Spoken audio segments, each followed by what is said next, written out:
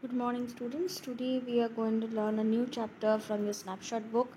I have already discussed this chapter more than 50% with two of the students of your class, but as there was very less number of students attending the Zoom class, so I thought that it will be easier for you if I give you the video as well. So let's start. It's from your book, The Snapshot, and the first chapter is The Summer of the Beautiful White Horse, and it's written by William Sarwar. Okay, so first let's have a look about the author himself. William Saroyan, born in August 31, 1908 and died on May 18, 1921, was an Armenian American novelist, playwright and short story writer. He was awarded the Pulitzer Prize for Drama in 1940, and in 1943 he won the Academy Award for the Best Story for the film The Human Comedy. When the studio rejected his original 240-page treatment, he turned it into a novel, The Human Comedy. Sarwan wrote extensively about the Armenian immigrant life in California. Many of his stories and plays are set in his native Fresno. Some of his best known works are The Time of Your Life, My Name is Aram, and My Heart's in the Highland. Now, about this story is an excerpt from the book My Name is Aram, and this is also about an Armenian tribe. As we go through it, we'll get to know. It revolves around summer of two young boys named Aram and Murad, and how their long life wish of having a horse is being fulfilled during that summer is all about the story. And it also brings out the Armenian characteristics of the people, mainly the people of Armenia and their tribes, and their day-to-day lifestyle is also being highlighted in the story. So until let's not make any further delay. Let's quickly move on to the story. The Summer of the Beautiful White Horse. One day back there in the good old days when I was 9 and the world was full of every imaginable kind of magnificence and life was still a delightful and mysterious dream, my cousin Murad, who was considered crazy by everybody who knew him except me, came to my house at 4 in the morning and woke me up, tapping on the window of my room. Aram, he said. So, this story revolves around a boy called Aram, and he writes about it. He is the narrator of the story, and he says that this incident occurred when he was 9 years old, and his life was magnificent, and it was still a delightful and mysterious dream. And this also, he is the main protagonist of the story, Aram, and there is another protagonist called Murad, who is the cousin of the narrator, and he is being considered as a crazy fellow among his tribe. And the story begins as one day early in the morning, it was around 4 o'clock in the morning, and this Murad comes around and taps on the window of Aram and calls him by his name. I jumped out of bed and looked out of the window. I couldn't believe what I saw. It wasn't morning yet, but it was summer, and with daybreak not many minutes around the corner of the world, it was light enough for me to know I wasn't dreaming. My cousin Murad was sitting on a beautiful white horse. So it was just around daybreak. That means there was no more darkness. Only the sunlight have started reaching, the earth. It's about to touch the earth, and at that point of time, everything gets clearer around you. And mainly, it's a summer month. So in summer, the sun rises very fast rather than the winter ones in this area of America. Now, this place is actually located in America. Wherever our story is going on, the background is America, but this area is being inhabited by the Armenian tribes. So he woke up in the morning and then he saw his cousin Murad. As he opened the window, he views in front of him his cousin Murad was sitting on a beautiful white horse, and he knew that he wasn't dreaming. I stuck my head out of the window and rubbed my eyes. Yes, he said in Armenian, it's a horse. You are not dreaming. Make it quick if you want to ride. So, Aram just rubbed his eyes, with the effort that maybe he was dreaming and that he wants to get out of his dream. And Murad can easily perceive that, and he says that don't worry, it's just a horse. You were seeing it right. Now come quickly. Don't be late if you want to ride. I knew my cousin Murad enjoyed being alive more than anybody else. who had ever fallen into the world by mistake. But this was more than even I could believe. So, as already being told by Aram in the beginning of the story, that this cousin Murad of his was rather infamous for being a crazy member of the family, and he loves to live his life his fullest. He doesn't care about the social norms and whatever strict rules that you need to follow to live in a society. He just wants to do whatever he wants. But at the sight of him sitting on a horse is something that Aram also could not believe. In the first place, my earliest memories had been memories of horses, and my first longings had been longings to ride. This was the wonderful part. In the second place, we were poor. This was the part that wouldn't permit me to believe what I saw. So, these two boys, Aram and Murad, had always longed to ride horses. They always longed to have their own horses, but in the second hand, they are extremely poor. They cannot afford a horse. So, Adam knew that this is something that is very hard for him to believe, that his cousin right now is sitting on a horse. We were poor, we had no money, our whole tribe was poverty stricken. Every branch of the Gargolinian family was living in the most amazing and comical poverty in the world. Nobody could understand where we ever got money enough to keep us with food in our bellies, not even the old men of the family. So these boys belongs to the Gargolinian tribe. Please underline this. You got to answer a lot of questions about this tribe. You will be asked a lot of questions about this tribe, and these tribe follows one societal norms. They are extremely honest. They are the most poverty stricken people in around the area, but they're extremely honest, and they are so poor they hardly can afford square meals for their families, and that also they don't know from where they are getting it. But day to day they can arrange for food for their families. That is all they can do. Other than food and shelter, they cannot think of any luxurious object to fulfill their lifelong dreams. So this is something that is having an effect on Aaron's mind, because he knew that he was extremely poor, his family was extremely poor. So it is absolutely impossible for anyone of his family to get a horse. Nobody could understand where we ever got money enough to keep us with food in our bellies, not even the old men of the family. Most important of all, though, we were famous for our honesty. Like I told you, it is a societal norm for them for being honest. We had been famous for honesty for something like 11 centuries, even when we had been the wealthiest family in what we like to think was the world.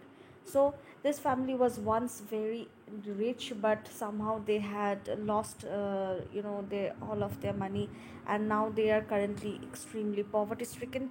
But still, they have not lost their age long practice of being honest. So at this scenario, getting a horse in this condition, in this poverty, is not something that Murad can do, and this is why it is worrying Aram, because somewhere somehow he knows that Murad have stolen this horse, and that is what he cannot come in terms with. We were proud first, honest next, and after that we believed in right and wrong. None of us would take advantage of anybody in the world, let alone steal. Consequently, even though I could see the horse so magnificent, even though I could smell it so lovely, even though I could hear it breathing so exciting, I couldn't believe the horse had anything to do with my cousin Murad, or with me, or with any other members of our family, asleep or awake, because I knew my cousin Murad couldn't have bought the horse, and if he couldn't have bought it, he must have stolen it. And I refuse to believe he has stolen it. Now, as I told you, this family have an age old, 1100 years. For 1100 years, they had kept their societal norms strictly. They had been honest for 1100 years, and they can do anything. They can go, they can starve to death, but they cannot do any corrupting act, leave alone stealing. So they won't say any lie. uh, they can't say any form of lies, leave alone stealing. So this is something that Aram cannot come in term with, because he knew that though this horse is standing in front of me, if he can smell it, he can hear it breathing, and it looks so magnificent, he loves it so much. He's been has his, it's been his long life wish that he gets to ride a horse. But still, somewhere somehow you understand that this horse could not be bought by Murad, not by any members of the Gargolianian family, because they are extremely poor. They can hardly arrange for their square meals. They cannot have the luxury to own a horse.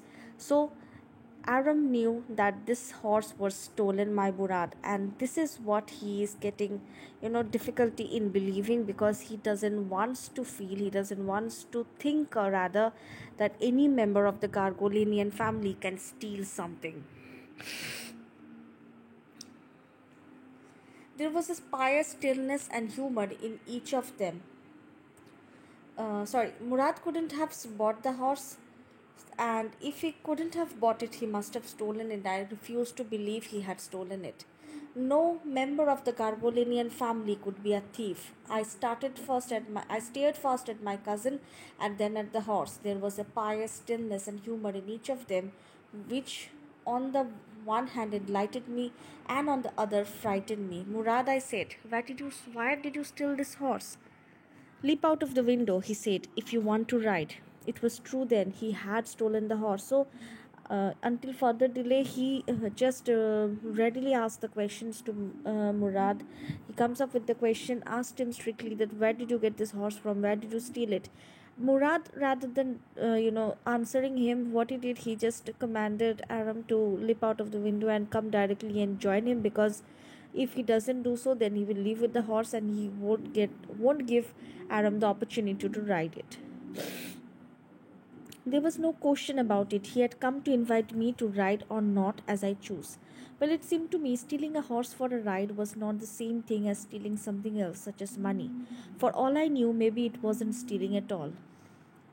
So this is somewhere, Aram tries to uh, come in terms with himself. He says that yes, it is not a form of stealing. If you want to steal this horse, so that you it would have been stealing if you would have stolen this horse for selling it off for money, then it would have been something like stealing. Now if someone loves horse so much and they just want to have some fun and want to have a ride on the horse, this is something that cannot be termed as stealing. So he tries to console himself, he tries to come in terms with himself, consoling himself with this word, but down at the bottom of his heart, he knows very well that this is something that is outrageous for his family, that is something will bring a shame to the entire Gargolanian family, as it is against their 1100 years of norms of being honest. If you were crazy about horses the way my cousin Murad and I were, it wasn't stealing. It wouldn't become stealing until we offered to sell the horse, which of course I knew he would never do. Let me put on some clothes, I said. All right, he said, but hurry. I leaped into my clothes. I jumped down to the yard from the window and leaped up onto the horse behind my cousin Murad. That year we lived at the edge of the town on Walnut Avenue. Now this place, please kindly underline it, because you will get question on where the boys were living at that time. And coincidentally, I would like to share one thing also, guys, that this place, the Walnut Avenue, this is where William Sarwan had also lived at a point of his life, and these plays that he writes about are not at all fictional areas.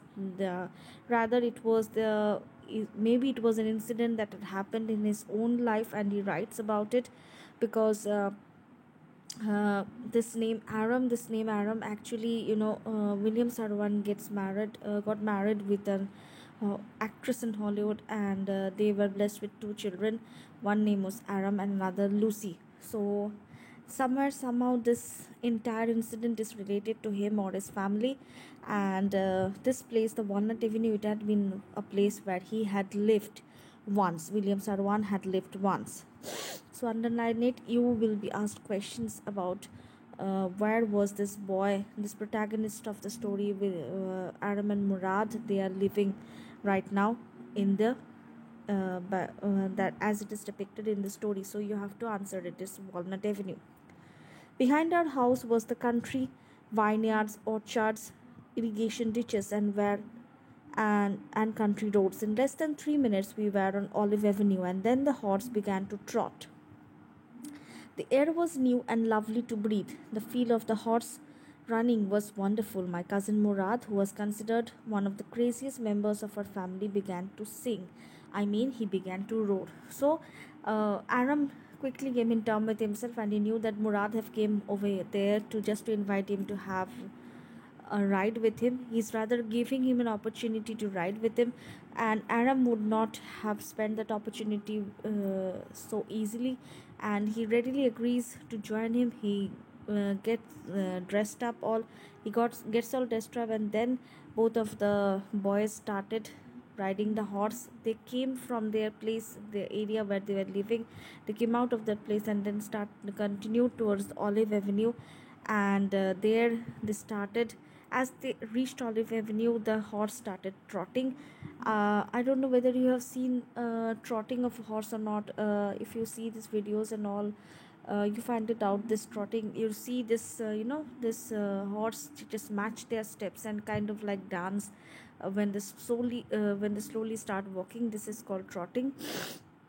So the horse takes off, and it was a wonderful moment for Aram and Murad, mainly Aram, as he writes down in this narration and says that this is something that he have wished for so long, and finally this is happening to him. And at that moment, when they reached Olive Avenue and the horse began to trot, his cousin Murad, who is again said to be the most craziest person in the family, begins to sing. Now he is not at all having a melodious voice, and whatever he was singing, it seemed like he was roaring rather. Every family has a crazy streak in it somewhere, and my cousin Murad was considered the natural descendant of the crazy streak in our tribe.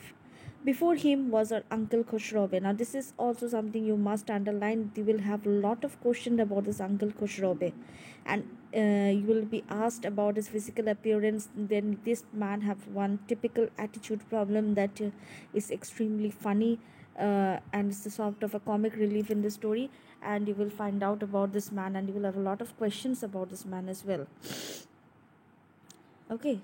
So, before him was our uncle Khoshrobe, an enormous man with a powerful head of black hair and the largest moustache in the Son Jokayan Valley.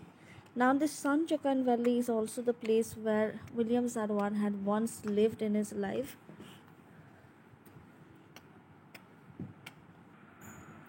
So this place, as it is called the Son Jokayan Valley, I would also like to inform you that if you Google out, you will see that William Sarwan even lived in this place in his childhood, and he spent a lot of his time in his boyhood and youth in this Son Jokayan Valley. As so it is said that his cousin Murad is said to be the natural descendant of one craziest member of his family, that is Uncle Khoshrobe. Now he was an enormous man with a powerful head of black hair. Here we get the physical appearance, we get to know about the physical appearance of this Uncle Khoshrobe. Now this is extremely important because you will have a lot of questions about him, as I said earlier.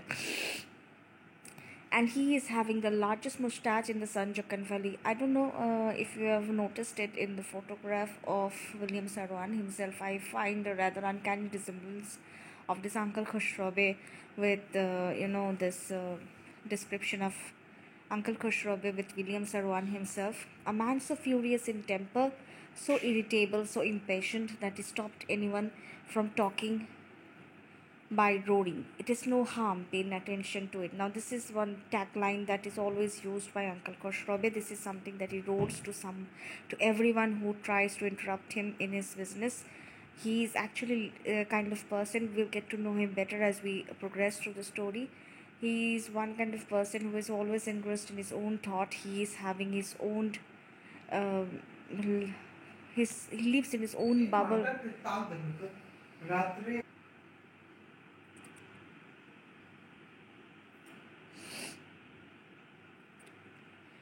That was all, no matter what anybody happened to be talking about. Once it was his own son, Arak, running 8 blocks to the barber shop where his father was having his moustache trimmed to tell him their house was on fire.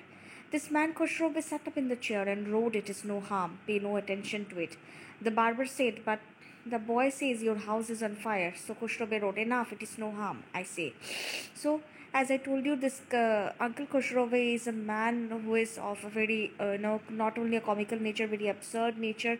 Even one example is given by the narrator over here. Once it such happened that Uncle Khosrow was sitting in the barber shop, and he was getting his last mustache trim when his own son Arak came running 8 blocks after, and informed him that his house was on fire. Now Uncle Khosrow didn't pay any sort of heed to it, where he should have ran to his house to save his family. He didn't say anything. He rather rode and said that, let's not waste time on this petty matters. Stop, we don't want to hear about all these things. Listening to this, the barber said, but he says this your house in fire, and he then stops the barber by saying, uh, pay no attention to it. Pay no attention to him, no harm is done. Now, and the narrator says that his cousin Murad, is something like that of Uncle Khosrow himself. He also loves to live in his own bubble. He rather lives in his own bubble. He doesn't care anything about the world, anything that is very normal for each and every person of this world to follow is something that is not at all attracting to Murad, like that of Uncle Khosrow. So he is said to be the natural descendant of Uncle Khosrow. My cousin Murad was considered the natural descendant of this man, although Murad's father was Zorab, who was practical and nothing else. That's how it was in our tribe. A man could be the father of his son's flesh, but that did not mean he was also the father of his spirit. The distribution of the various kind of spirit of our tribe has been from the beginning capricious and fragment. We rode and my cousin Murad sang. For all anybody knew, we were still in the old country, where at least according to some of our neighbors we belonged. We let the horse run as it felt like running. At last my cousin Murad said, get down, I want to ride alone. Will you let me ride alone? I asked. That is up to the horse, my cousin said. Get down, the horse will let me ride. I said. We shall see, he said. Don't forget that I have a way with a horse. Like I told you, this Murad is kind of a crazy person. Now, they were having a wonderful time. He was singing and they were riding this horse. The horse started running. At one point of time, Murad asks Aram to get down off the horse because he wants to enjoy the horse riding alone. Aram also readily agrees with the offer that, okay, I'll let you do so, but if you have to give it to me in turn. And then Murad says to Aram that, okay, I'll let you do, but if the horse want himself, he will himself let you ride it. Now this depend upon the horse. Now Aram was adamant about it, and yes, he said arrogantly that yes, definitely, I know the horse is going to let me ride. Murad said, okay, let's see what we can do, but for the time being, you please step down off the horse, let me have a ride alone.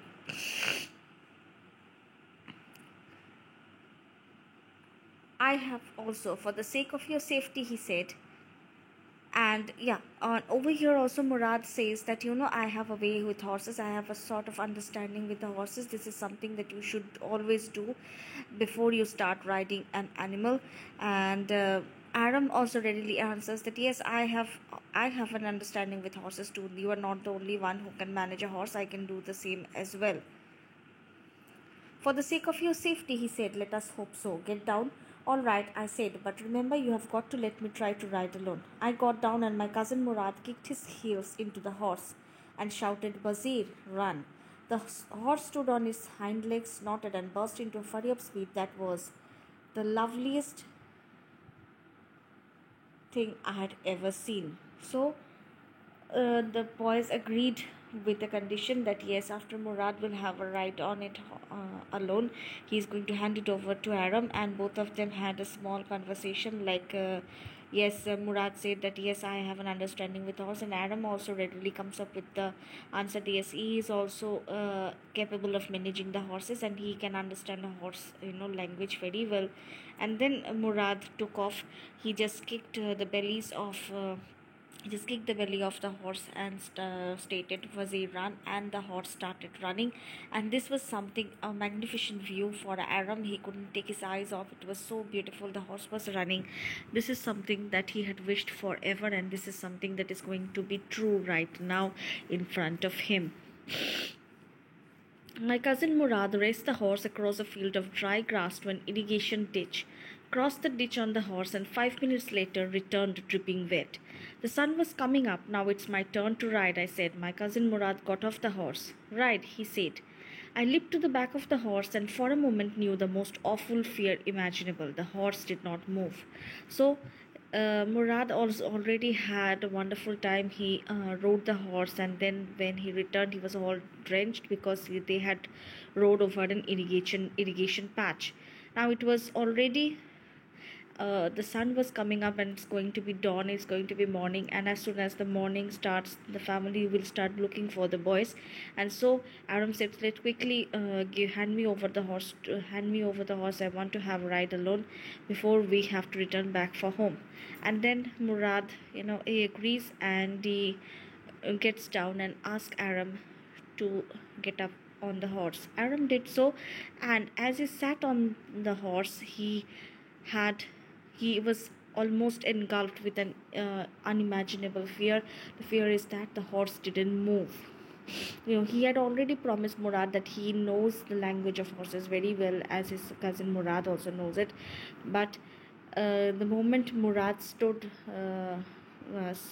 still on the horse, he just commanded the horse very professionally, or very well, that how good he is with the horse, and he commanded the horse to run. But when Aram tried to make the horse move, the horse did not move an inch. Kick into his muscles, my cousin Murad said. What are you waiting for? We have got to take him back before everybody in the world is up and about. I kicked into the muscles of the horse. Once again it reared and snorted. Then it began to run. I didn't know what to do. Instead of running across the field of the irrigation ditch, the horse ran down the road to the vineyards of Dikran Halabian, where it began to leap over the vines.